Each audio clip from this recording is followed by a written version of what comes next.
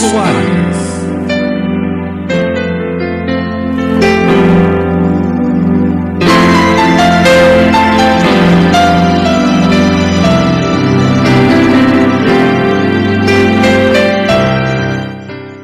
Boa noite, querido ouvinte da Rádio Brasil Espírita.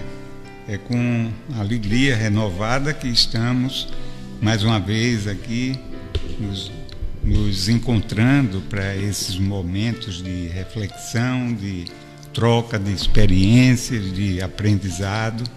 E é uma alegria muito grande podermos fazer esse intercâmbio. Iniciamos, como sempre, com a leitura de uma mensagem do livro Palavras de Vida Eterna, psicografia de Emmanuel, e de autoria de Emmanuel e com a psicografia de Chico Xavier. É a mensagem de número 161, nos padrões de Jesus. E renovai-vos pelo Espírito do vosso sentir. Paulo. Está na carta aos Efésios, capítulo 4, versículo 23. E Emmanuel faz o seguinte comentário a respeito desse versículo. Transformações ocorrem muitas vezes. Temos aquelas devidas às usanças em que somos convidados a seguir conforme as prescrições da moda. Entramos habitualmente em algumas, capazes de aprisionar-nos com faculdades de ordem humana, através de corporações que nos valorizem os interesses. Conhecemos outras que nos atingem os costumes, por imposições da família terrestre, para que se não percam determinadas conveniências. Experimentamos várias outras ainda, em que o recurso a certas legendas exteriores nos faculta o apoio de autoridades transitórias do mundo. Todas essas mudanças são suscetíveis de enriquecer-nos com abençoadas ocasiões de melhorar e reconstruir os valores que nos cercam, com vista ao cultivo do bem e à vitória do bem. Metamorfose essencial, entretanto, para nós será sempre aquela que nos alcance o imo da alma. O apóstolo Paulo impele-nos à renovação pelo sentimento, à luz do Evangelho. Isso equivale a dizer que para renovar-nos em verdade, no modelo do Cristo, é necessário, acima de tudo, sentir nos padrões do Cristo, para pensar, observar, ouvir, ver e agir com acerto na realização da tarefa que o Cristo nos reservou. A mensagem nos leva à reflexão, não é? A necessidade de interiorização da proposta de Jesus, que é uma proposta de transformação íntima, de transformação que venha de dentro para fora. As modas, os costumes, as conveniências sociais, isso não nos transformam, não nos elevam, não nos engrandecem, apenas nos possibilitam relações mais, digamos assim, cordiais, né? Em não estarmos ausentes das circunstâncias, não é? Senão a gente se isola por completo e se torna eremitas, né?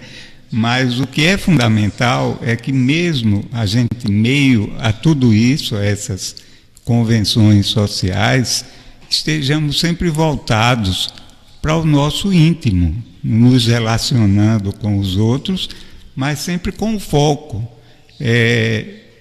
na vigilância, na oração, no cuidado, no que falamos, no que pensamos, no que fazemos, sempre agindo de conformidade com aqueles ensinos que já chegaram a nós e que nos tocaram, não é? Porque alguns ainda nós ainda não os compreendemos e ficamos só com eles a nível de intelecto. Então isso é maravilhoso, não é? O Emmanuel é sempre uma fonte de luz e de sabedoria para nós. Nosso querido ouvinte, mais uma vez o nosso boa noite. Nosso boa noite ao Márcio Eduardo, que está aqui na retaguarda, na técnica. Hoje nós temos uma convidada aqui especial, a nossa querida Neuza Ramos, mas ela está se negando a se manifestar publicamente. Ela quer ficar na condição de ouvinte. É uma pena, você poderia dar uma contribuição valiosa aqui para todos nós. Mas oficialmente, que é um termo muito em moda, né? A gente ouve muito, olha, o site oficial de não sei o quê, não é? Se usa muito, mas oficialmente o convidado é o nosso querido Milton Ramos, que não chega a ser primo da Neuzinha carnal, né? Mas é irmão de coração. Claro, sem dúvida. E, Milton, é sempre uma alegria muito grande tê-lo aqui com a gente. As suas visitas aqui ao nosso programa sempre são muito ricas e ensejam oportunidades a todos nós de aprendizado. E hoje nós vamos falar sobre um tema que é muito importante e, de alguma forma, é bom que a gente reflita sobre ele.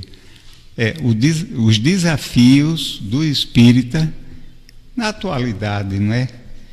E a gente está até propondo que a gente estenda esses desafios até o século 22, né? Se é que é possível isso, as coisas estão mudando tão rapidamente que a gente não sabe amanhã quais serão os novos desafios, não é, Milton?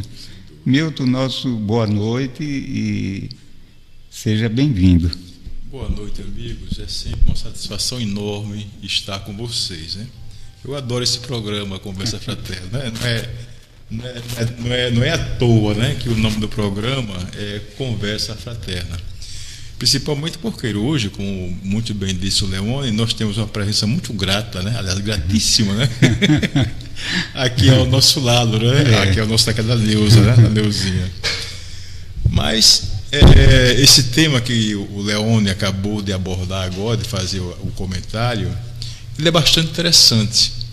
E, na realidade, eu entendo que esse tema, né, que seria os desafios do espírita, né, na atualidade, eu estendo um pouco mais. Eu creio que seria o desafio do ser humano na atualidade, sabe?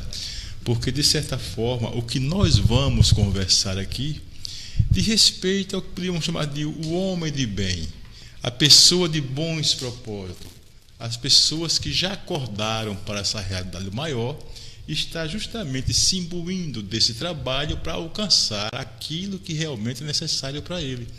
Então eu creio que, muito embora nós demos o nome, né, de espírita, né, mas ele é extensivo para todas as pessoas que já, de certa forma, já acordaram um pouco para essa realidade maior. Verdade, Milton, uma boa consideração a sua. Entretanto, eu diria o seguinte, que para nós espíritas, haja sem querermos sermos diferentes dos demais, mas a gente já dispõe de ferramentas que alguns outros ainda não dispõem, né? Então, talvez para nós haja determinadas particularidades, né? Principalmente uma que não é fácil. Principalmente uma que não é fácil. Torna o desafio, no meu entendimento, muito maior. não é? Muito mais. Verdade. É um desafio mais desafiador. Agora, como você explicou muito bem, isso se estende a todos nós que queremos nos tornar mais humanos, não é? Mais cristãos, aos que observam e procuram seguir os ensinamentos de Jesus. Milton, as mudanças têm sido assim muito rápidas, não é? E como você vê assim esses desafios? A gente poderia enumerar alguma coisa, poderia elencar aqueles que são mais, digamos assim, instigantes, que são mais difíceis de serem alcançados. Deixa eu fazer uma pequena introdução. Certo. Até mesmo porque nós estamos falando, o título é de espírita, né? Então vejam, meus amigos, o espiritismo, que é justamente a doutrina que nós abraçamos, ela completou agora em 18 de abril de 2018 161 anos. E nós verificamos que de lá para cá, da época de Kardec até os tempos atuais, houve o que poderíamos dizer uma intensa implantação de um desenvolvimento tecnológico simplesmente extraordinário. A produção científica deu um salto fantástico nestes 161 anos de Kardec para a época de hoje. De certa forma, houve uma verdadeira revolução cultural, tecnológica e científica.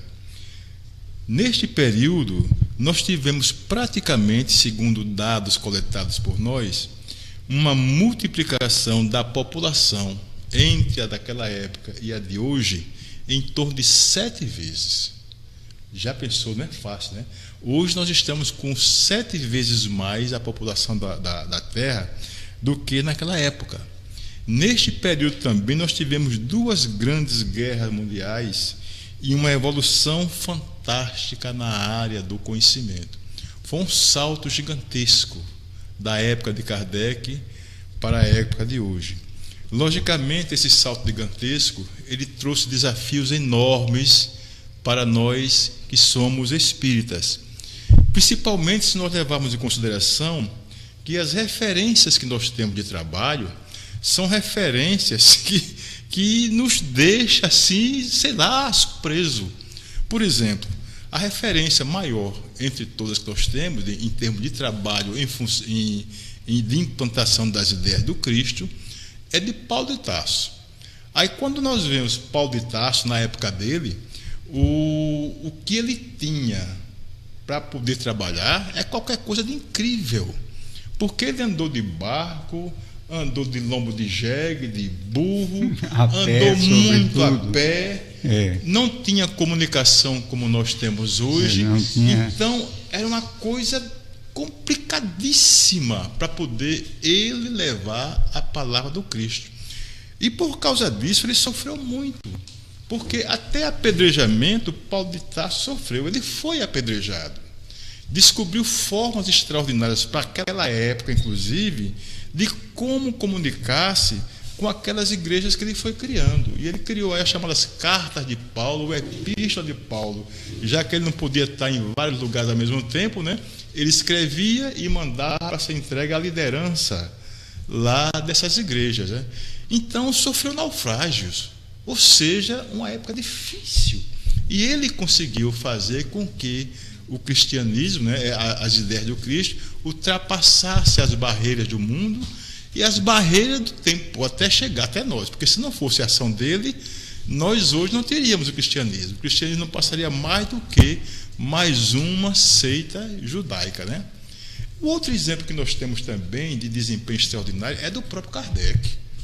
Se nós formos olhar a época do Kardec e o material que ele tinha para fazer a divulgação da doutrina que ele revelou, é qualquer coisa de impressionante.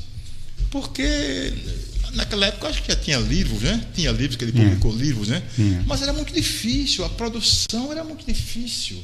luz elétrica, quer dizer, tinha toda uma dificuldade enorme de você fazer uma produção literária e a partir daí você ia a campo para poder fazer a divulgação das ideias. E como nós sabemos, ele publicou vários livros, em especial o chamado Pentateuco Espírita, né, que são 5 obras básicas, né, e criou outros, ainda tem outros. Que foram muitos, importantíssimos. Que foram muitos. Não só ele como Rivail, mas ele já com o pseudônimo de Kardec, né? São obras valiosas. Verdade. E ainda ele criou mais, sabe, uma instituição que foi o primeiro centro espírita do mundo. Foi a Sociedade Parisiense de Estudos Espíritas. Criou um jornal para que pudesse haver uma discussão acadêmica a respeito das ideias que ele estava colocando, né? O jornal, a Revista Espírita, né? A Revista Espírita. Então vocês vejam que é uma produção para pouco tempo de espiritismo que ele teve, né? 13 anos, incrível. Não foi que ele começou, conheceu com 50 anos, com 60 e pouco ele faleceu. Não, foi com 54 anos por aí, né? Ele faleceu, né? Não, em 54, foi com 50 anos. Em 54 foi o ano, 1854 foi o ano em que ele começou a conhecer os fenômenos espíritas. Então veja, em tão pouco tempo de vida voltada para a doutrina espírita, com tão pouco tempo de volta para a doutrina espírita, foi uma produção simplesmente extraordinária, admirável. Aí quando nós, que somos espíritos da época de hoje, olhamos essas nossas referências, Paulo de Tarso e Kardec, e as condições com que eles trabalharam para divulgar as suas ideias, nós nos pensamos, como é que nós estamos agindo hoje? Hoje, século XXI. No século XXI, nós temos um cabedal, um instrumental extraordinário de divulgação e de implantação das ideias. Então, eu creio que os próprios espíritas precisam, de certa forma, pararem para dar uma olhada para ver como é que está a sua produção em prol da divulgação dessa doutrina maravilhosa, né? O que fizeram as nossas duas, né? Eu creio que é a partir daí que nós começamos a enxergar os desafios que nós temos pela frente, né, Leone? E isso sem falar que esses desafios aí são enormes. Muito embora, Milton, eu acho que são relativos, não é? São relativos. Hoje esses desafios nesse campo são outros, são diferentes. Mas um desafio muito grande é o de transformação interior, né? Eu acho que esse desafio hoje é imenso. Levando-se em consideração o mundo em que a gente vive, a sociedade, os convites, né, as propostas que nos são oferecidas, né, que nos são apresentadas, como você trilhar esses caminhos todos meio a essa turbulência toda, sem perder o seu foco. É um desafio enorme. Então, são dois aspectos. Digamos assim, da divulgação, e o outro é o aspecto que diz mais respeito a nós pessoalmente, né? Esse desafio íntimo. Estar no mundo sem ser do mundo. Exato, é a nossa amiga que está se recusando a usar o microfone, ela está lembrando Paulo de Tarso quando ele faz essa referência, estar no mundo sem ser do mundo. É isso aí mesmo, Neuzinha. Então, Milton, você fez esse ótimo retrospecto. E a gente lembra o trabalho de Kardec que ele realizou em pouco tempo, né? Isso daí foi os primeiros contatos dele com com a mediunidade, né? As mesas girantes, etc., aconteceram em 1855 e ele desencarnou em 1869. Então foram 15 anos, ou talvez um pouquinho menos, 14 anos. E ele fez era um ser iluminado, né? Era um missionário, e ele fez uma produção não só literária, mas de um valor extenso, profundo, né? Imensa. Kardec, que a gente lê o Kardec e fica...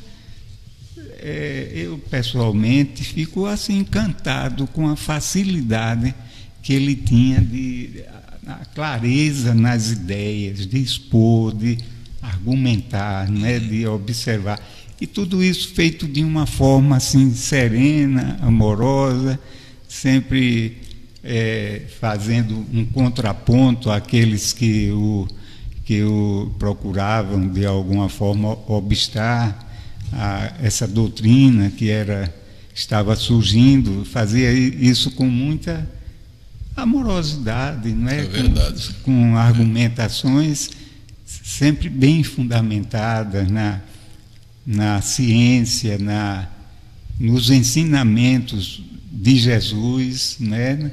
No conhecimento filosófico existente na época, nos fatos da vida, né? E no bom senso, né? Como disse Camille Flammarion, né? Kardec era o bom senso encarnado, né? É verdade. Então é uma coisa magnífica para quem se debruça sobre as obras de Kardec para estudar e vivenciá-las. Realmente é uma coisa assim que é muito difícil você se opor, né? Se você se colocar diante disso sem preconceito, sem um espírito de sistema, é algo encantador, não é? É verdade. Muito, muito, muito maravilhoso. Então foram 14 anos de uma produção que eu levaria pelo menos 14 milênios para fazer. 14 milênios. E olhe, Milton, se eu amadurecesse muito nesse período, né?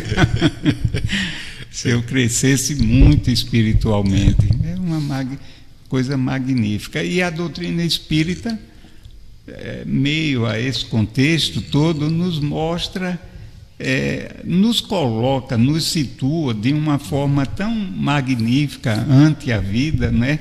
A vida no seu sentido mais amplo, não só do momento que a gente está passando, né, como reencarnados aqui, mas a vida no seu sentido mais amplo, que transcende a tudo isso, que antecede e vai prosseguir após esses 100 anos, 90, que a gente esteja por aqui. Como ela nos situa bem e nos dá opções de caminho, não é? De conduta, mostra as nossas responsabilidades, não é, Milton? Sem e dúvida. Que nós não estamos, digamos assim, obrigados a acatar isso, mas a nossa consciência não consegue fugir dessa realidade, não é? Porque elas são tão claras, são tão convincentes, não é, Milton? Que a doutrina espírita é essa maravilha, ela não impõe nada, simplesmente esclarece, e cada um faz com esse saber o que lhe for conveniente e o que lhe for adequado à sua evolução espiritual. Então é magnífico, Milton. É interessante a abordagem que você faz sobre Kardec, principalmente porque nós levamos em consideração de que a mensagem que ele trouxe foi revelada para ele. Quando nós dizemos isso, dá a impressão que ali só tem coisas dos espíritos, não é? Foi o Espírito que revelou. Mas nós esquecemos que nas entrelinhas ali está o homem Allan Kardec com toda a sua inteligência e com toda a sua perspicácia. Porque é impressionante quando nós lemos o livro, aliás, a codificação como um todo, e vemos as observações que ele faz em cima daquilo que os espíritos colocaram. É qualquer coisa de maravilhoso, é extraordinário. Aí revela-se realmente a inteligência, né? Como muito bem falou, agora lembrou a Neuza, o bom senso encarnado, né? Como lembrou muito bem essa questão. Mas Leone, houve um momento aí que você iniciou falando sobre os desafios nossos de espíritas para essa atualidade. Sim. E você falou na questão do foco. Sim. E nós consideramos que a falta de foco pode ser um desafio para nós espíritas na atualidade que nós estamos vivenciando. A falta de foco, ela leva à dispersão. Na realidade, nós espíritas, eu digo isso de uma maneira generalizada, né? Nós estamos só produzindo, nós estamos aprendendo para, com isso, contribuir para o nosso próprio desenvolvimento, como você falou, a nossa própria reforma íntima, tá certo? Principalmente porque nós estamos, pouco a pouco, tentando colocar em prática aquilo que disse o Kardec em certo momento, de que reconhece-se o verdadeiro espírita pela sua transformação moral e pelo esforço que faz justamente para consolidar essa sua transformação. Ou seja, é um esforço constante de superação, pelo que nós podemos depreender da falação de Kardec. Então, reconhece o espírita por esse esforço constante que ele faz. Tá certo? Mas aí, quando nós falamos nesse esforço constante, nós nos lembramos que para poder fazer isso de uma forma organizada, é necessário método, é necessário planejamento. É muito raro nós nos dizermos que nós estamos planejando as nossas vidas. Nós estamos fazendo as coisas dentro de uma metodologia. Nós simplesmente fazemos. Aí onde eu coloco a questão que pode acontecer alguma dispersão, porque, veja, há detalhes deste momento, deste período, deste século que nós estamos vivendo, que são interessantes, que eles podem levar-nos a nos dispersarmos. Por exemplo, a passagem do tempo, no passado, ele era muito mais lento do que é hoje. No passado, uma hora tinha 60 minutos, igual agora. Mas aqueles 60 minutos ele corria, demorava para poder dar uma hora. Os relógios eram mais lentos. Dos relógios, do relógio emocional. Né? Só que hoje, na nossa época, uma hora não dá para nada. É muito rápido. Eu estava, Milton, um parênteses, pensando exatamente nisso. Quando você fez referência ao foco, a essa dispersão, eu estava me lembrando das condições de época de Kardec e, sobretudo, lá de Paulo de Tarso. Hoje a gente tem, olha, você tem televisão, tem internet, tem rádio, tem teatro, tem cinema, tem os amigos, uma vida social que é muito mais intensa do que naquela época, até pelas próprias condições de vida. Eu acho que as pessoas elas eram mais isoladas, em si mesmadas, né? Hoje a gente tem mil coisas, e sem contar uma história ainda. Naquela época não existia o Zap. Meu Deus do céu! Então, tudo isso, Milton, contribui para que o tempo passe numa velocidade assim estonteante, né? E isso nos possibilita um meio da gente se distrair e perder o foco, naquilo que a gente deveria ter como essência, né? Que Emmanuel nos diz que que o objetivo maior de vida nosso deve ser o de implantação do reino de Deus no nosso coração. Aí a gente se dispersa e foge desse conteúdo. Era uma coisa que essa turma dessa época tinha muito, era foco, né? É verdade. Kardec, o que era que o Kardec fazia era estudar, escrever, vivenciar o Espiritismo. Você imagine Paulo. Paulo, acho que vivia isso, a mensagem cristã.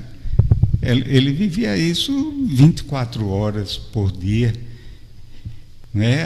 As condições, ele não tinha preocupação com tanta regra que a gente tem hoje para viver, né? Para observar nas nossas relações, os cuidados. Chega que não pode usar tal palavra, chega que não pode fazer isso, chega que essa ideia fere um contexto, é proibido, é não sei o quê. É muita lei para a gente ter uma relação social, né? Hoje, para viver em sociedade, é muita coisa.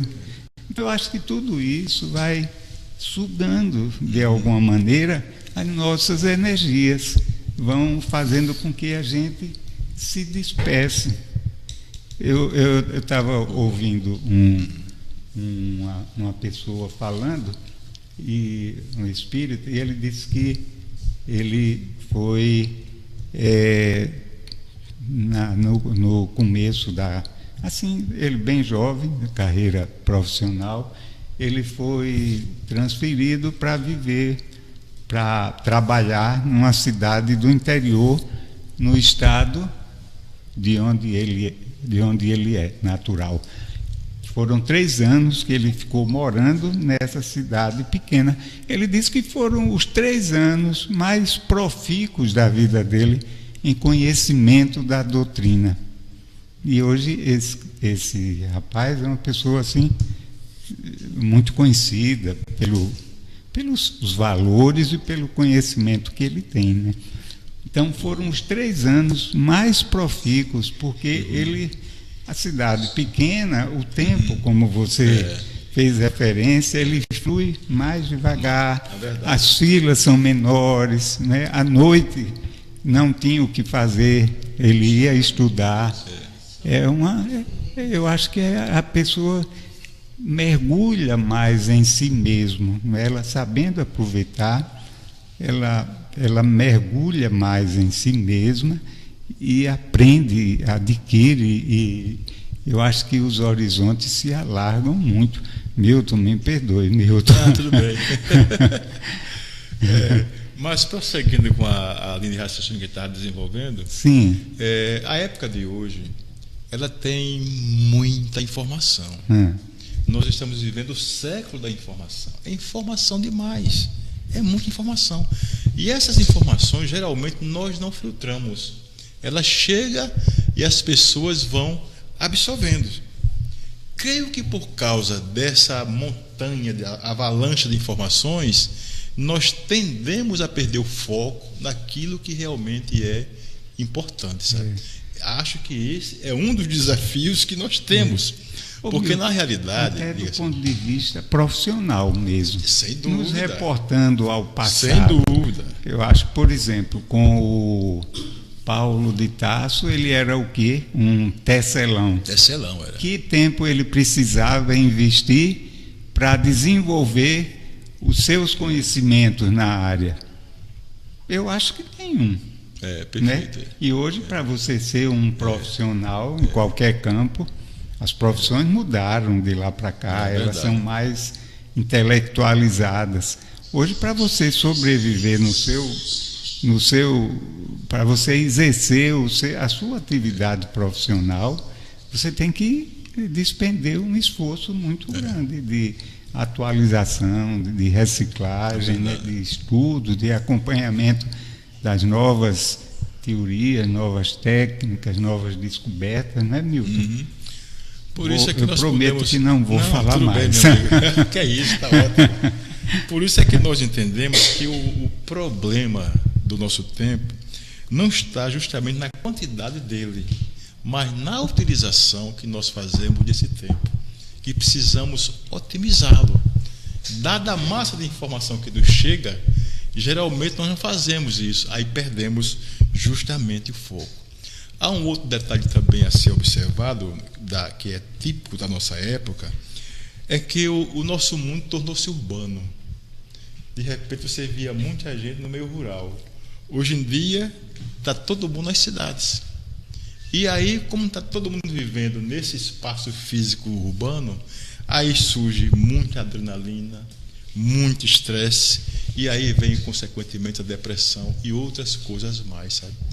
Então, nesse primeiro desafio que nós estamos fazendo aqui, essa observação, é necessário que nós prestemos atenção ao uso do nosso tempo, desse recurso não renovável que a providência divina coloca à nossa disposição. Porque no fundo, está havendo muita dispersão desse tempo. Há uma necessidade de nós otimizá-lo, né? Então eu creio que esse é um dos desafios, não só para nós espíritas, né, mas para todos de uma forma geral, né? Há uma outra questão também, sabe, Leone e Neuza, que nós vínhamos observando, que é uma questão também do que nós podemos chamar da autogestão, ou seja, de como nós nos autodisciplinamos, ou seja, como é que nós nos autodirecionamos. Essa é uma questão que geralmente nós estamos muito soltas. Porque, veja, todos nós, seres humanos, sem exceção, nós temos a capacidade de gerar os nossos próprios pensamentos. Os pensamentos são nossos, são gerados por nós. Mas, na maioria das vezes, esses pensamentos que são gerados, eles não chegam a ter, eu diria assim, a um nível de consciência. Quando eu falo a um nível de consciência desses pensamentos que nos chegam, que nós recebemos, é porque eles não produzem reflexão. Simplesmente ele chega, a gente não reflete, sabe? E já está passando para frente, vira uma certa frivolidade.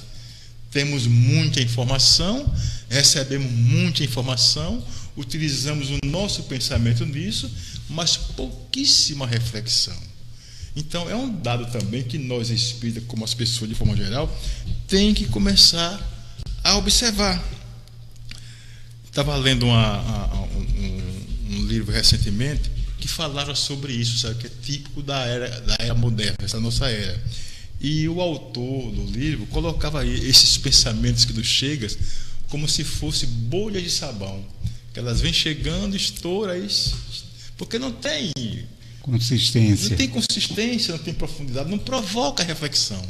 E são muitas que vão chegando, né?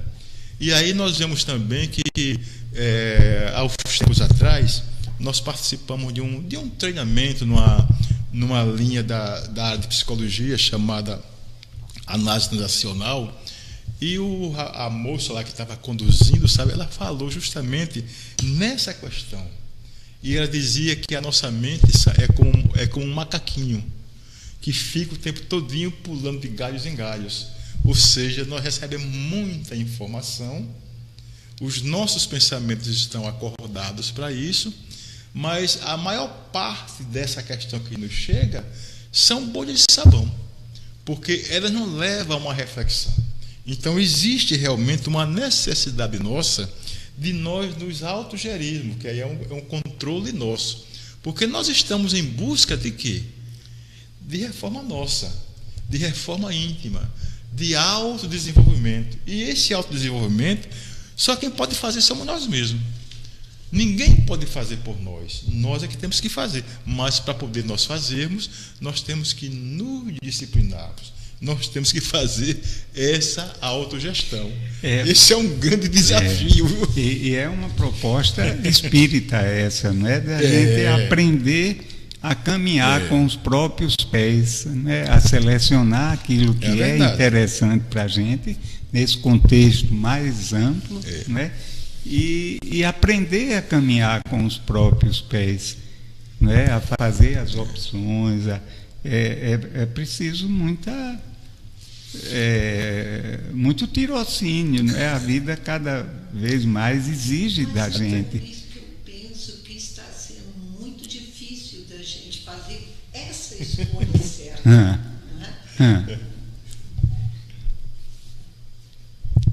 Essa escolha certa.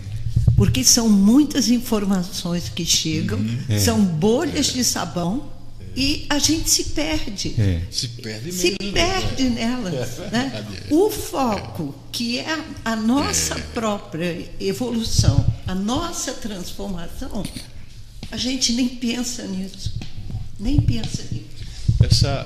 Essa maioria de informações, sabe, que nos chega, que provoca esses pensamentos, sabe, Neuza e Leone, no material que nós estávamos lendo, eles dizem que eles desvirtuam, levam-nos a desvirtuar o foco, porque nós temos nosso foco é a nossa melhoria como ser humano, aí nos desvia. E aí, nessa literatura, dizia que ela funciona como inibidores de uma ação maior. E aí dava um exemplo desses inibidores. Dizia, por exemplo, esses inibidores são: agora não, nós temos todo o tempo do mundo. Quando eu me aposentar, eu faço isso. Né? Ainda não é o momento, etc. Ou seja, eles são inibidores que sugam essa energia nossa, que nós poderíamos estar utilizando justamente dentro do nosso próprio aperfeiçoamento. Mas acontece que aí tem um detalhe que é muito interessante nós observarmos. Acontece que todos nós, sem exceção, nós temos prazo de validade. Nós temos prazo de validade. E esse prazo é cada vez mais curto, não é? Então, pela velocidade com que o tempo passa. É verdade. Então nós temos que aproveitar o tempo em nosso próprio benefício, que é o nosso autodesenvolvimento. Afinal de contas, nós precisamos juntar os tesouros adequados. Como dizia Jesus, né? Não acumuleis tesouros na terra, porque a traça corrói e a ferrugem come. Acumulei tesouros no céu, né? Onde a ferrugem não come e as traças não comem. Então, há uma necessidade urgente de nós utilizarmos esse tempo nosso, que é curto, já que a nossa vida é efêmera, na direção daquilo que é importante. Porque senão esses inibidores que chegam até nós, inibidores de vontade, terminam fazendo com que nós não hajamos. Tá? E aí nós protelamos aquilo que podíamos fazer agora para uma outra encarnação. Não é fácil, né? Não é fácil, não. Mas eu acho o seguinte também, meio toda essa confusão, a gente poderia mais ou menos dizer o seguinte, que há algumas criaturas, alguns de nós, que já mais ou menos já têm um foco, que encontrou um caminho, né? Então, eu vou querer isso aqui, eu vou procurar trilhar. Tem dificuldades? Tem, mas ele sabe o que é que ele quer encontrar, né? Enquanto outros estão numa dificuldade imensa, ainda procurando, buscando, vai lá, fica como beija-flor, né? Tira o néctar de uma flor, vai noutra, e ainda meio perdido. Então, para esses, eu acho que a dificuldade é muito maior, não é, Milton? Para esses que não encontraram assim no íntimo do seu ser um propósito, é mais difícil. E ao mesmo tempo, isso também requer que você tenha uma certa flexibilidade, né? Porque tem que estar aberto a novas realidades, né, que podem contribuir muito para o seu desenvolvimento. Então, é você ter o foco e, ao mesmo tempo, estar alerta para o que está acontecendo e analisando tudo e detectando o que é bom, o que é útil para trazer, para incorporar a sua forma de ser, os seus valores, e descartando o que não é. Então, é coisa séria, Milton. Ainda tem uma outra questão também, sabe, dentro desse aspecto que é interessante para nós que vivemos no meio espírita, sabe? É porque O Espiritismo nos dá uma visão diferenciada da realidade. Por exemplo, trabalhar sem esperar aplauso. Infelizmente, muitos dos nossos pessoas que são nossos amigos ainda espíritas, a gente sabe que tem um dispêndio, se esforça, né? Mas espera sempre que haja um reconhecimento a respeito, né? Só que na nossa mente, para nós mesmos, tá certo? O ideal seria que nós nos desvelássemos no trabalho, porque nós estamos conscientes de que a nossa ação vai promover uma melhoria em nós mesmos. Claro que nós estamos procurando fazer para o outro, mas esse fazer para o outro, o primeiro beneficiado sou eu, porque eu estou mudando a minha forma de ser. Eu estou me sensibilizando a esse ponto. Então é trabalhar sem esperar aplauso. É por isso que muitas das vezes interessante. Houve um período que eu frequentava lá a minha casa inicial, que era o Manuel Batista, e a minha esposa não é espírita, ela é uma simpatizante. Lê todos os livros das Bíblias Gasparitas, lê todos, mas não é espírita, ela é simpatizante. Mas aí houve uma certa vez que eu ia tanto para a atividade do Manuel Batista, eu estava com ansiedade de conhecer, que eu estava no princípio de conhecer a doutora Escotodia, ia muito, né? Aí ela dizia, só falta levar a cama. Só falta levar a cama. Agora vocês vejam, eu fazia isso porque era a minha necessidade de aprender, de fazer. É o tipo do trabalho sem esperar recompensa, sem esperar aplauso, sem nada, que eu acho que é o que todos nós que somos espíritas deveríamos fazer, né? Mas é uma realidade nossa. Mas vamos fazer, vamos trabalhar. Elas são paulatinas, não é? Elas vão acontecendo aos poucos, não é você chegar, já estou pensando, já estou compreendendo assim, né? Isso precisa, se fosse assim seria muito fácil, né? Não, chega. Isso requer o quê? Requer um plantio, requer você cuidar, regar, e ir amadurecendo ali, cuidando, deixar a árvore crescer, dar frutos, você esperar. Mas a época isso é que é desafio. Esperar a época da colheita, não é? Então é um processo lento mesmo. É por isso que muita gente no meio desse processo desiste. Porque mas o detalhe... os resultados eles não são imediatos. As coisas prazerosas da vida que dão atendem aos nossos 5 sentidos, digamos assim, elas nos dão resultados imediatos, não é?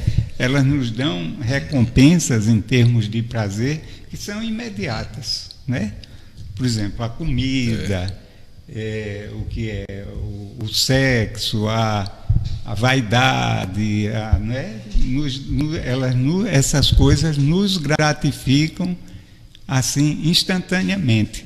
Já essas coisas relacionadas com o espírito, aí não. Com esses valores que são perenes e que são tão sublimes e que nos dão uma felicidade tão grande, né? Isso aí demora, Milton. Mas o detalhe, sabe, é que nós estamos falando de quem? Estamos falando de espírita. Quando falamos em espíritas, subtende-se que o indivíduo já conseguiu amealhar para si um certo nível de conhecimento que já lhe permite fazer uma diferenciação entre a pessoa normal, que está caminhando por outras linhas. Então, por isso que para nós é um desafio, porque nós sabemos que é assim e muitas das vezes não agimos assim. Ou seja, é a ideia de você aliar a teoria com a prática. Esse aqui é um desafio nosso. Porque o espírita, quando se diz espírita, subtende-se que ele já tem um conhecimento diferenciado em relação a outra pessoa, né? Então, nesse caso, espera-se que esse comportamento seja diferenciado também. Quando não é porque está faltando, né? É que precisa caminhar. Mas a gente tem uma referência que é importantíssima. A gente fica se debatendo com tanta coisa, quando a gente tem uma orientação fantástica e muito... A sabedoria de Jesus é fantástica, demais, né? Ele vai direto nas questões, simplifica tudo e traduz para nós com o maior amor, que é exatamente o amor. Se a gente tem o amor como diretriz, olha, isso simplifica tanto, Milton, tanto em termos nossos, pessoais, das nossas decisões, das nossas opções, né? Quanto no nosso relacionamento com o outro. Né? Se a gente tem isso como diretriz, como... Jesus, ele falou bem quando ele resumiu toda a lei e os profetas naqueles dois, não sei se a gente pode chamar dois ou um só ensinamento: amar a Deus sobre todas as coisas e ao próximo como a si mesmo. Sintetizou tudo.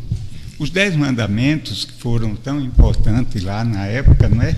Que hoje a gente já vê assim como continua sendo de alguma forma uma base moral, né?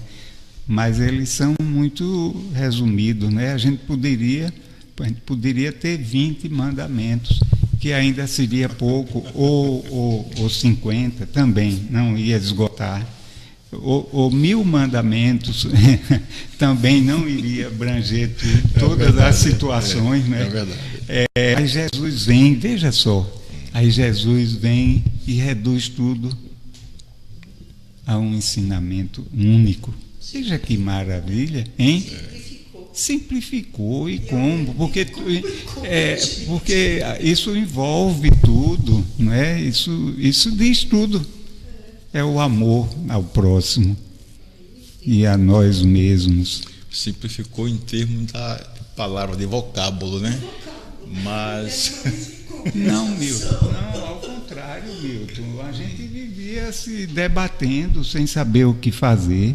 Qual o caminho que a gente tinha para seguir?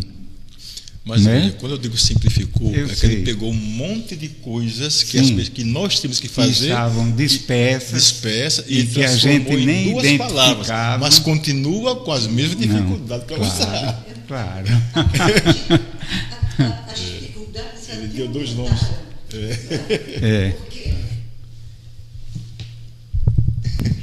Amar. Sim. Né? Como amar? De onde eu começo? Será que é esse amor que eu tenho como padrão em mim? Não. Não, Jesus mais uma vez, foi que ele disse, amai-vos uns aos outros, mas ele não ficou aí, porque amar um ao outro, de repente, é a minha maneira, eu vou amar ao meu modo, como eu alcanço, mas ele disse, amai-vos uns aos outros como eu vos amei. Olha, é um desafio extraordinário. Né? Nós que ainda não conseguimos entender esta forma de amar, né? Porque ainda nós estamos muito segmentados e ficamos amor filial, amor de marido e mulher, amor de filhos, amor de mãe, amor de... A gente fica classificando, todos né? Esses são pedacinhos de amor que é um aprendizado para você chegar ao amor fraternal, que é esse que ele prega. Esse amor incondicional. Incondicional, maior. Né? É fantástico. Mas vejam, meus amigos, nós até agora falamos dos desafios. Falamos foco, a questão do foco, falamos da dispersão e agora conversamos sobre a autogestão, como nós nos trabalhar. Eu queria entrar agora em um outro dado também, sabe, Leandro? Para a gente apimentar também aqui a nossa conversa, sabe? Que é o outro desafio, né? Que eu diria que é a necessidade do estudo, como desafio, sabe? Porque, vejamos, deixa eu procurar justificar a questão da necessidade do estudo. Vejamos, Quando nós perguntamos qual é a missão do espírita, claro que vamos simplificar dizendo que a missão do espírita é trabalhar a sua evolução. Para evoluir, logicamente, você vai ter que fazer uma reforma íntima, né? Mas o seu propósito é caminhar em direção à luz. O propósito é sua evolução. Sua evolução feita através do seu autoconhecimento. Ou seja, de forma geral, temos que saber quem eu sou, de onde vim, para onde vou, que são aquelas grandes perguntas da chamada filosofia, né? A filosofia praticamente é baseada em tudo isso.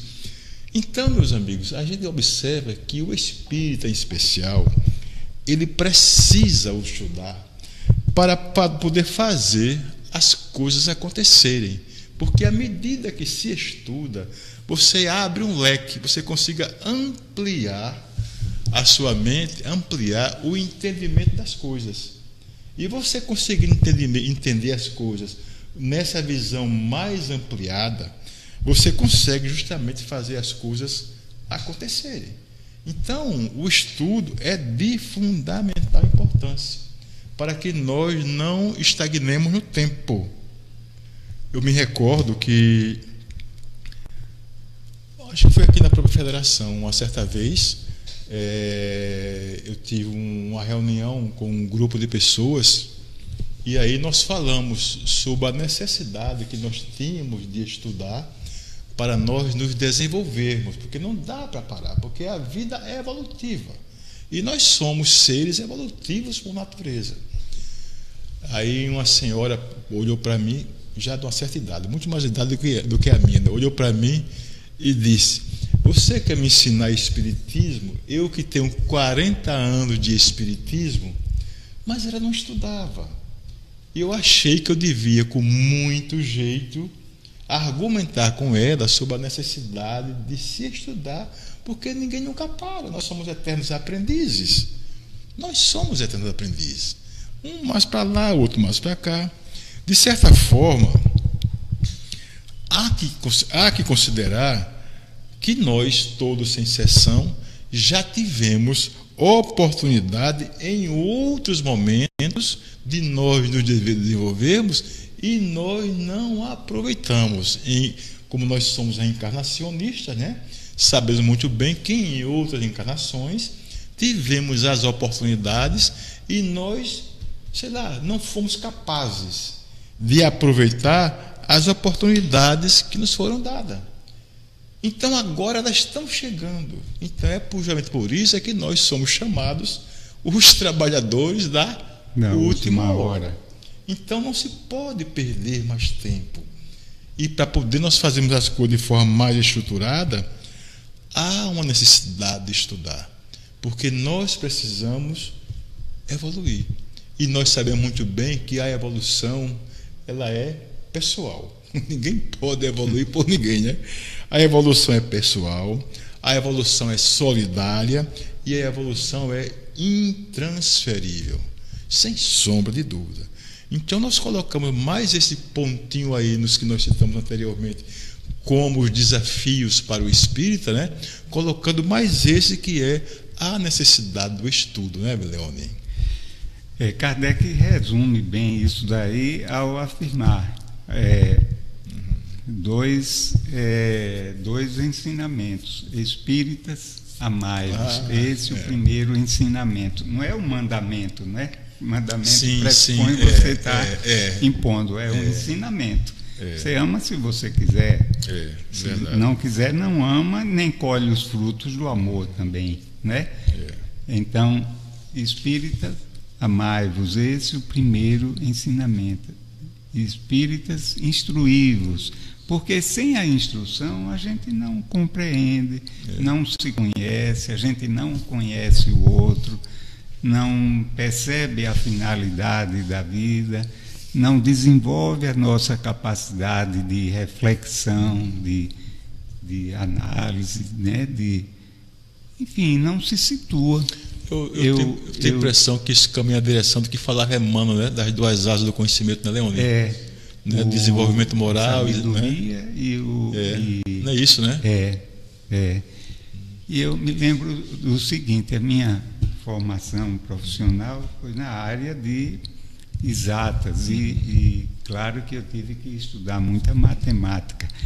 E foi uma coisa maravilhosa estudar matemática para mim, porque me serve tanto. Às vezes eu ouço as pessoas questionarem: por que eu vou estudar matemática? Alguém que está fazendo um curso na área de humanas ou médica ou o que seja, por que eu vou estudar matemática? Isso aí não vai ser útil.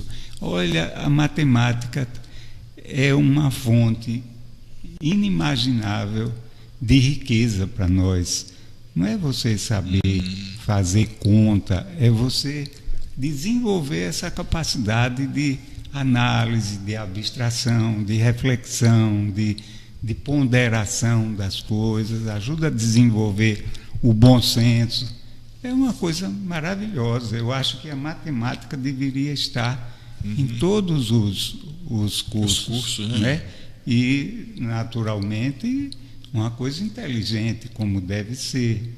Não é uma coisa que tivesse uma certa, digamos assim, a adequação a cada...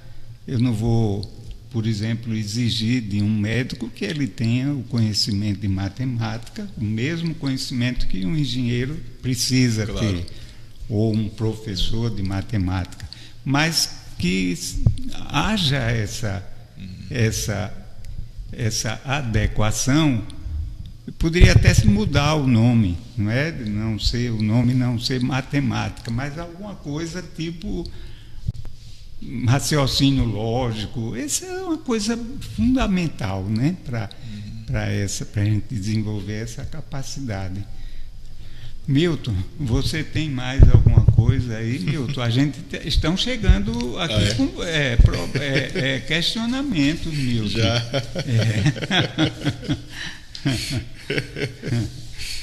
Você quer colocar alguma coisa, Milton? Eu gostaria, meu amigo. Aí a gente vai partir para as perguntas já, pessoal? Vamos partir já? Então deixa eu fazer só algumas. Então deixa eu fazer só uma última observação, porque essa também eu tenho colocado por aí e eu tenho percebido ainda algumas reações a respeito mesmo do nosso meio, sabe? Que é o seguinte: no Brasil em especial, o Espiritismo ele ficou conhecido pela sua ação caritativa. Então, todos conhecem a ação caridosa que o Espírita faz. E realmente é um trabalho simplesmente extraordinário. Só que os dados do último censo do IBGE, que foi em 2010, aponta também uma questão que, na minha ótica, nós espíritas deveríamos debruçarmos sobre ela para fazer uma reflexão a respeito e, a partir daí, sair com alguma coisa organizada a respeito. Porque, na minha ótica, é um desafio. Que é o seguinte: nos últimos dados do IBGE de 2010, ela aponta que nós, espíritas, somos o grupo religioso que reúne pessoas com maior escolaridade e maior poder aquisitivo. É o IBGE quem aponta. Então, nós entendemos que o nosso grande desafio, em especial nesse caso, é descobrir os caminhos que levem a doutrina para fora das trincheiras do IBGE. Porque está colocado no Livro dos Médiuns que o objetivo do Espiritismo é a reforma moral da humanidade. Então, se é a reforma moral da humanidade, é preciso ver se nós, que nos dizemos espíritas, estamos efetivamente contribuindo para isso, para que haja realmente a reforma moral da humanidade. Ou se, por outro lado, nós estamos nos restringindo a uma ação, sei lá, muito mais restritiva. Talvez a gente precise ampliar este processo. Aqui em Maceió, aqui em Alagoas, há 2 eventos que eu postulo como extraordinário por causa deste aspecto. Um é o Dia do Livro Espírita, que é realizado na Ponta Verde, Pajuçara, onde lá as instituições espíritas se reúnem, colocam aquelas barracas e fazem uma manhã tarde festiva, com música, com muita alegria, divulgando justamente o livro espírita, mas para o público leigo. Ou seja, é um salto que está se dando, está colocando para o público leigo, que justamente é liderado pelo Sandro, né, lá do Oscar Menezes, que faz um trabalho belíssimo nesse aspecto. O outro também que me deixa muito feliz nessa condição é o que acontece em Arapiraca. É a semana Semana Espírita de Arapiraca. Eu achei de uma ousadia belíssima o que eles fizeram e estão fazendo, porque em praça pública eles estão levando o centro espírita para a praça pública. Então, na praça pública, eles fazem palestras, fazem manifestações culturais, alugam mesas e enche todo o espaço da praça. Na concha acústica, ficam as pessoas se apresentando e, enquanto isso, ficam todas as pessoas ali assistindo. Eu não sei se foi a primeira ou foi a segunda a semear que eu estive lá. Eu estive em Arapiraca e eu fiquei fascinado, porque nós temos um companheiro nosso, que é o Gilvon, né, o Gilvon Barros, e o Gilvon, eu acho que ele estava inspiradíssimo. Houve um momento em que, na falação dele, ele pediu que as pessoas ficassem de pé, falou alguma coisa belíssima a respeito das relações entre as pessoas, e a partir daí ele propiciou condições para que as pessoas se abraçassem em praça pública. Ora, você levar pessoas leigas que não estão, de certa forma, acostumados a isso, porque nós, nos nossos centros espíritas, fazemos isso constantemente, mas você levar pessoas leigas a ter uma prática como se estivesse dentro dos centros espíritas, para mim foi simplesmente extraordinário. Então, por isso que eu considero que esse é um desafio que nós, espíritas, deveremos encarar juntamente com os anteriores que nós acabamos de citar. Pronto, meu amigo, podemos ir para as perguntas bem, ou alguma coisa? Esse é um processo assim muito lento, não é? É, lógico. A gente vai aos poucos descobrindo esses caminhos. A doutrina é relativamente jovem, não é? E eu fico pensando na mensagem de Jesus, que já tem 2000 anos e a gente está ainda tão distante, não é, de uma vivência mais acertada dela. Milton, a gente gostaria de lembrar os nossos amigos do Facebook, né, que podem fazer perguntas através do Face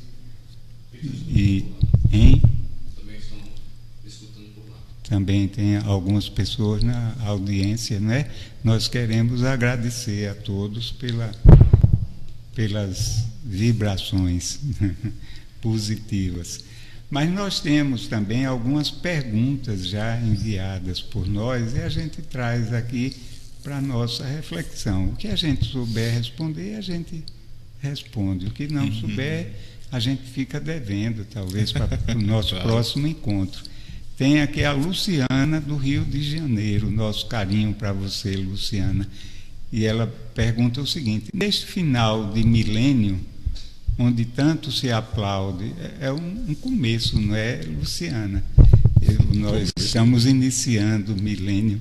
Neste final de milênio, onde tanto se aplaude o cientificismo e a razão, o que os espíritas devem privilegiar? Quer responder, Milton? Vamos sim. Olha, nós estamos vivenciando um período que nós chamamos de transição, porque nós estamos saindo de um modelo para entrar em um outro modelo completamente diferente. Logicamente, o modelo que está implantado aí, ele praticamente faliu, Por quê? Porque ele continuou o mesmo há muito tempo e a realidade mudou. Então, se a realidade mudou, esses sistemas que foram implantados, eles começam a não mais atender às necessidades das pessoas. Quando ele começa a não mais atender às necessidades das pessoas e um novo modelo ainda não está devidamente implantado, nós temos crise. É natural. Então, o momento que nós estamos vivenciando é um momento muito difícil da transição, porque nós estamos em crise, em todos os aspectos. Inclusive, neste aspecto que foi colocado pela Luciana, de que nós vemos aí a questão do cientificismo, né? Ainda muito evidente. Mas isso é uma questão transitória, porque observa-se que, aliás, existe uma série de especialistas em todas as áreas, e em especial na área do comportamento humano, que eles apregoam, baseado nas suas pesquisas, que no mundo como todo está acontecendo como que uma revolução silenciosa. Muita coisa está acontecendo na área do bem, na área da paz, na área do amor. Só que isso não gera ibope. Isso não é divulgado, não sai. Mas, segundo esses especialistas, está cada vez mais. Eles dizem, inclusive, que o voluntariado está crescendo e muito. Que tem muita gente fazendo trabalhos interessantíssimos nas favelas da vida, nos grotões da vida, independente da religião que professe. Não é o caso da religião, em qualquer uma delas. Tem muita gente fazendo trabalhos belíssimos. Afora isso, cada vez mais, segundo o ponto de vista dele, irá aumentar a quantidade de organizações não governamentais, as ditas sérias, né, que a gente sabe que tem muito picareta na história. Deverá aumentar cada vez mais a quantidade de organizações não governamentais a fazer trabalhos belíssimos nas diversas áreas do conhecimento humano. Semelhantemente ao WWF, o Doutores da Alegria, o Médicos Sem Fronteira, eles dizem que isso está estourando. A humanidade está passando por uma transformação enorme. Os místicos e espiritualistas, eles apregoam que o nosso mundo está deixando de ser um mundo voltado muito para o egoísmo, para a vaidade exacerbada, para esses valores menores, para adentrar pouco a pouco num mundo renovado, onde deverá haver a predominância do bem. E eles chamam deste momento de nova era, de New Age. E interessante que isso vem ao encontro do pensamento espírita, porque o espírito também apregoa que nós estamos abandonando um mundo com essas qualidades que os místicos falam, que nós chamamos de mundo de expiações e provas, e nós estamos começando a adentrar a um novo mundo que nós chamamos de mundo de regeneração. Só que nós estamos no começo, é o começo do milênio. Quer dizer, ainda tem muito chão pela frente. Essa fase que nós estamos vivendo, da nossa geração, é a fase mais complicada, porque é a mudança de um modelo para outro. Então, há muita turbulência nesse processo. Milton, obrigado. Luciana, muito obrigado pela sua participação. E o que nós devemos aplaudir, Luciana, essencialmente são as atitudes relacionadas ao amor, não é? Veja só, Luciana, a gente está há tanto tempo, não é? A gente se referiu aqui algumas vezes a Jesus, e algumas pessoas veem isso até por culpa das religiões como sendo algo puramente místico, utópico para uma vida depois da morte, mas não é, Luciana. o Evangelho é uma proposta para a gente vivenciar e se beneficiar dela agora. Então é o amor, Luciana. O cientificismo, a razão, são importantíssimas para o nosso desenvolvimento, não é? Nos auxiliam no desenvolvimento e na fundamentação da nossa fé. Agora, o foco principal é o amor, não é? Está em a gente se tornar mais humanos. Isso é que deve ser aplaudido sobretudo. Obrigado, Luciana.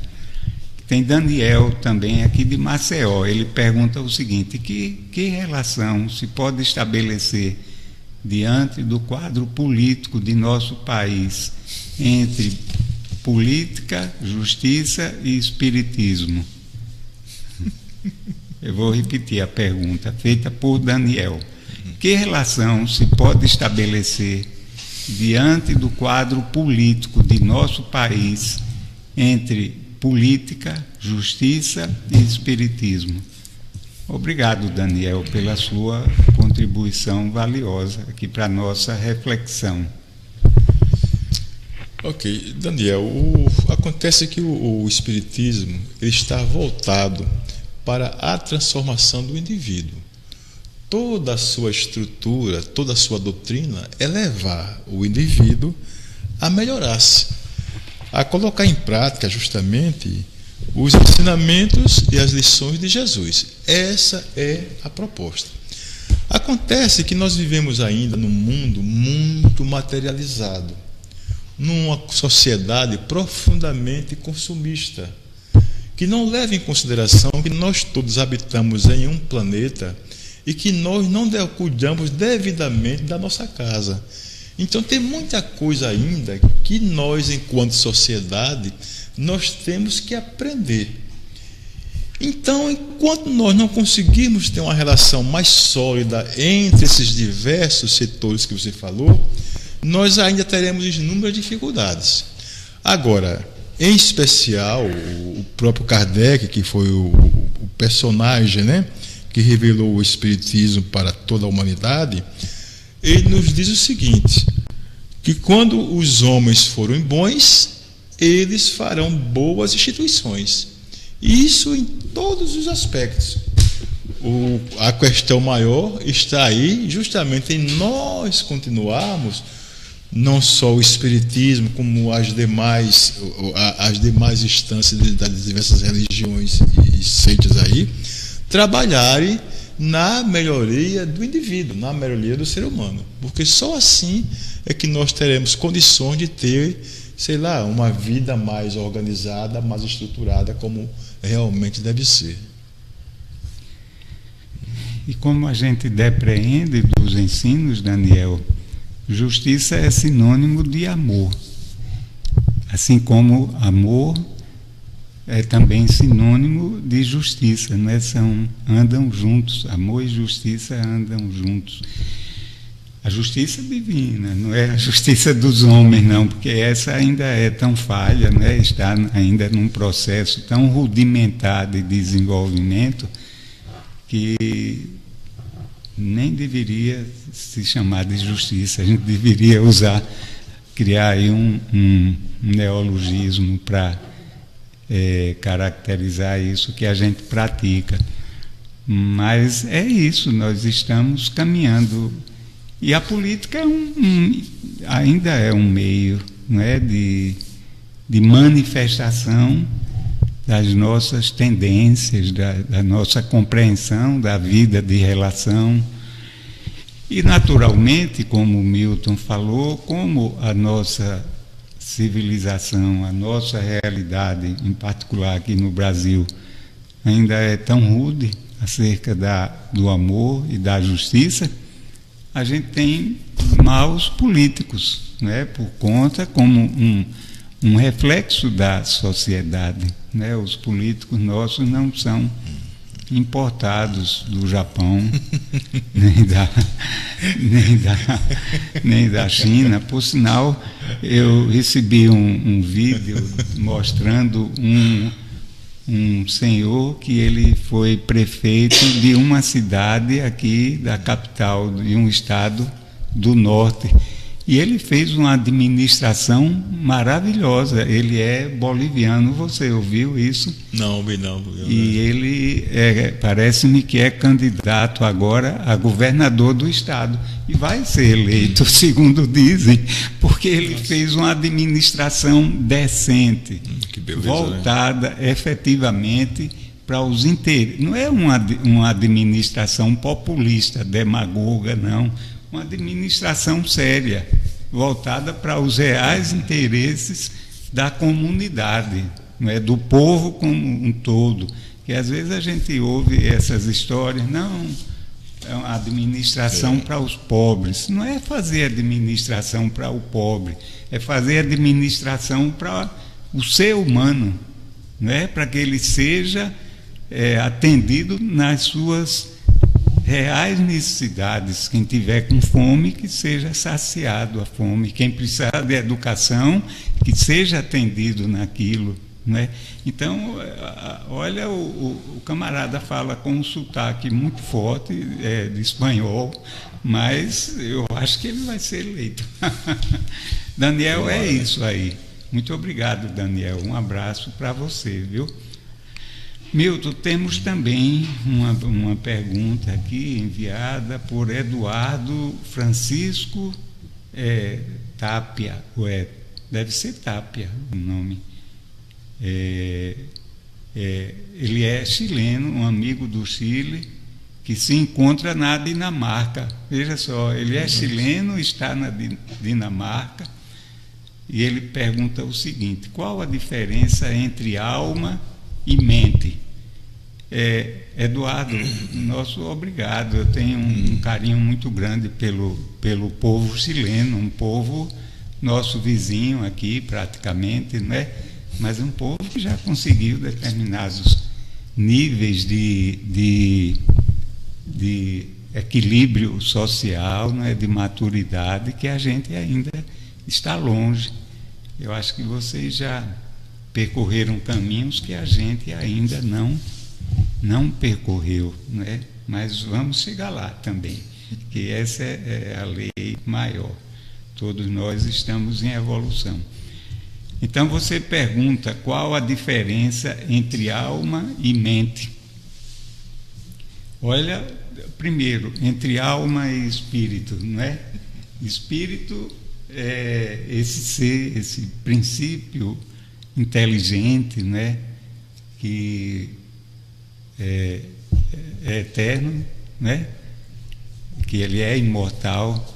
Não é eterno porque o eterno é que não teve princípio. O espírito, como criatura divina, ele teve um princípio, né? Começou, foi criado num determinado instante que não sabemos quando, mas ele é imortal, posto que ele não acaba com a morte biológica. A alma é o espírito numa condição particular. O espírito aqui encarnado. Então, para diferenciar uma coisa da outra, nós chamamos de alma. Quando a gente, que na essência é a mesma coisa, não é? Só que o espírito desencarnado, ele está livre de determinados bloqueios, contingenciamentos que a matéria proporciona. No entanto, a essência é a mesma. E é o espírito, a alma, quem comanda tudo, não é? O cérebro, o corpo, tudo isso é fonte regido, ou deveria ser, pelo espírito, porque às vezes a gente não tem consciência disso e deixa-se dominar pelos anseios da materialidade. Então o espírito deixa de comandar para ser comandado. Ele deixa de ser um piloto e torna-se um passageiro. num carro desgovernado, né? É um perigo muito grande. Então, o nosso cérebro é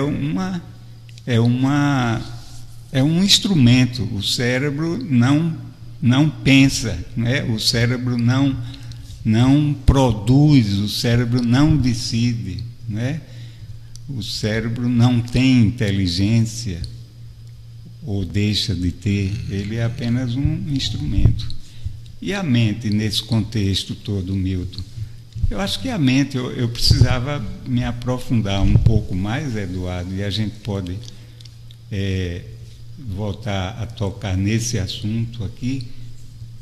Eu acho que é uma manifestação, é a forma como o espírito se manifesta, não é? Como nós chamamos de alma, de mente. Eu acho que o termo mente deve ter surgido com Freud, né? Foi com Freud ou foi depois com Jung?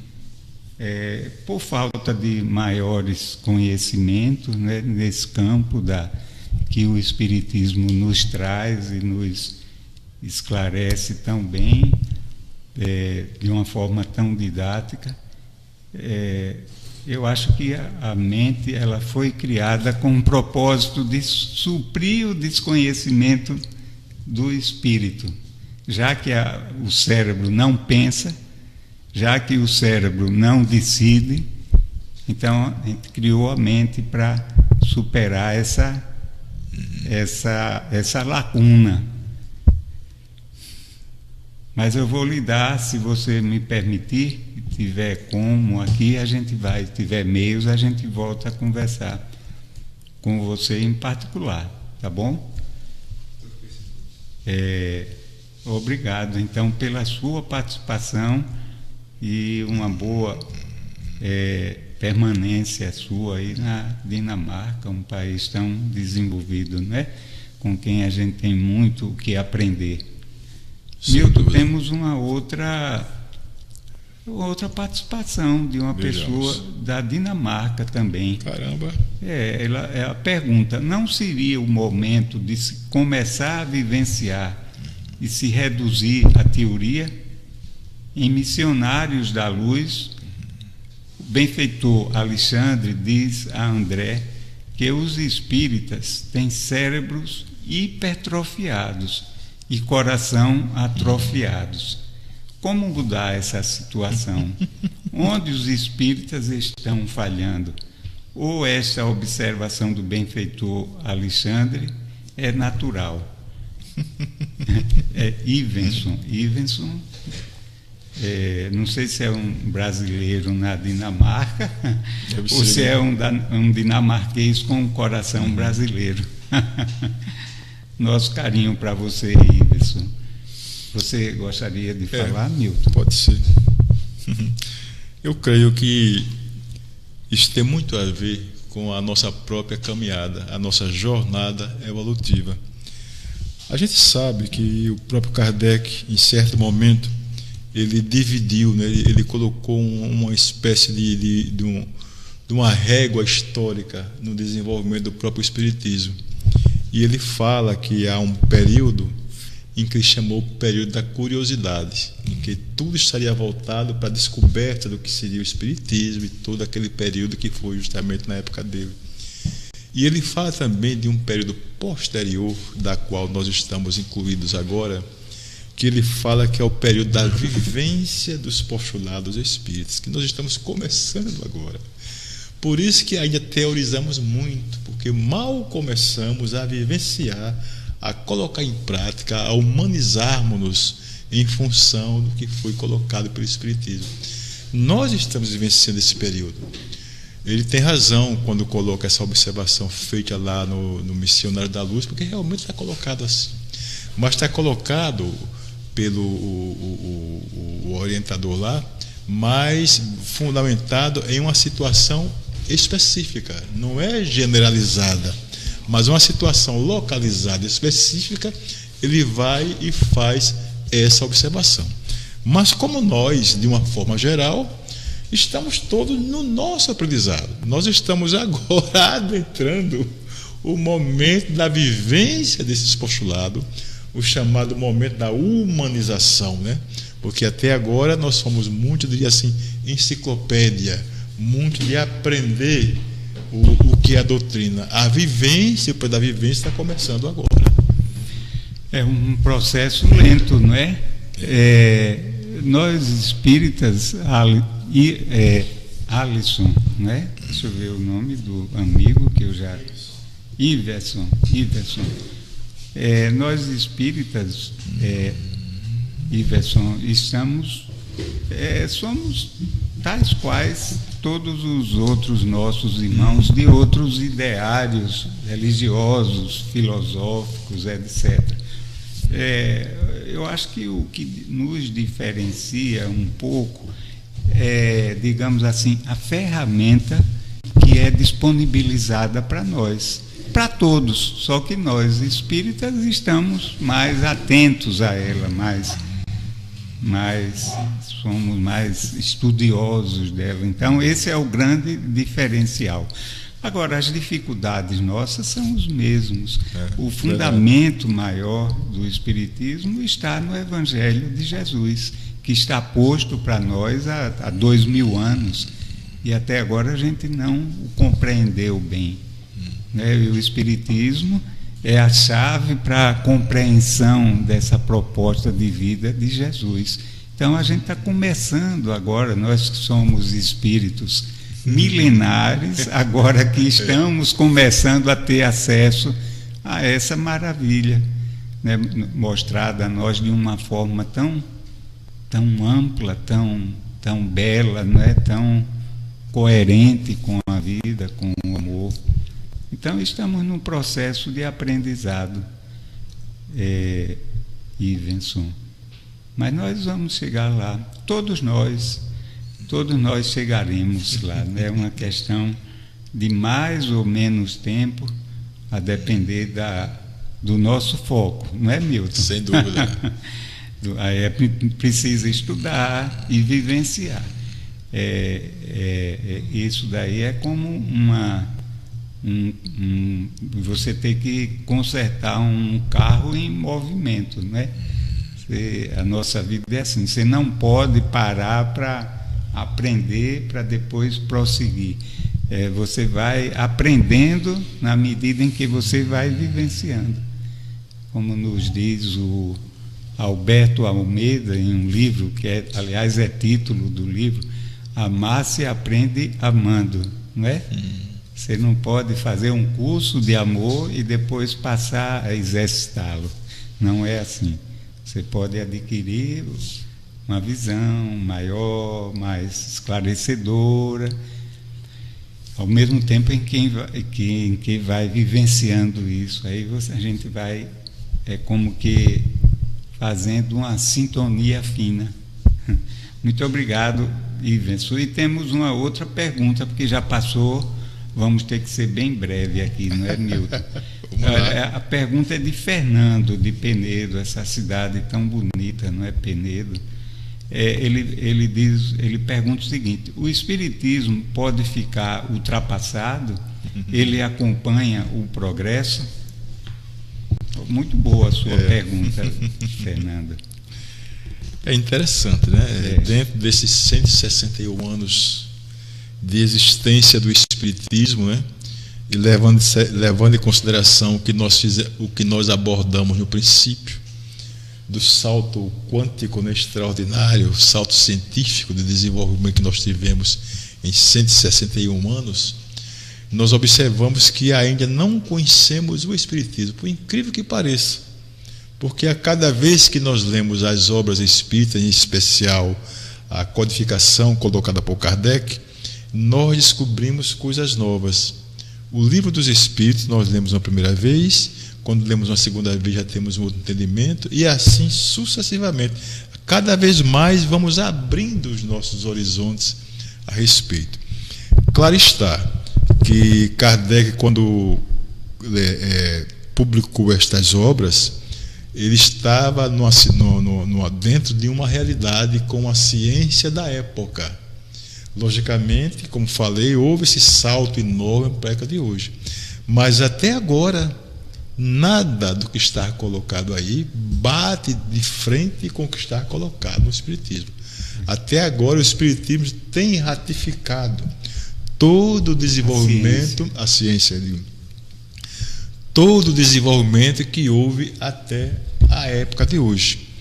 Inclusive, há uma citação também do próprio Kardec, né, de uma humildade muito grande, quando ele diz que se porventura a ciência estiver certa em algum ponto e o Espiritismo por acaso estiver errado naquele ponto, é colocado alguma coisa equivocada naquele ponto, o Espiritismo deverá se modificar levando em consideração o que está colocado na ciência.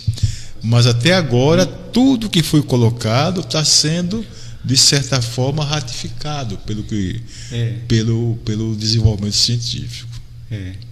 O Milton, você me permite eu repetir claro. a frase de Kardec, mas textualmente, ele diz assim, se a ciência algum dia comprovar que o Espiritismo está errado em um dos seus postulados, que o Espiritismo mude e se adeque à verdade da ciência. Olha que grandeza, né? Grandeza, né? E Kardec dizia isso com muita sensatez, né? Ele dizia isso sem medo, porque a doutrina é dos espíritos e dos espíritos superiores, né? Sem sombra de dúvida. Então, meu amigo Fernando, a doutrina eu acho que ela é irretocável, super atual, será sempre atual, assim como o Evangelho.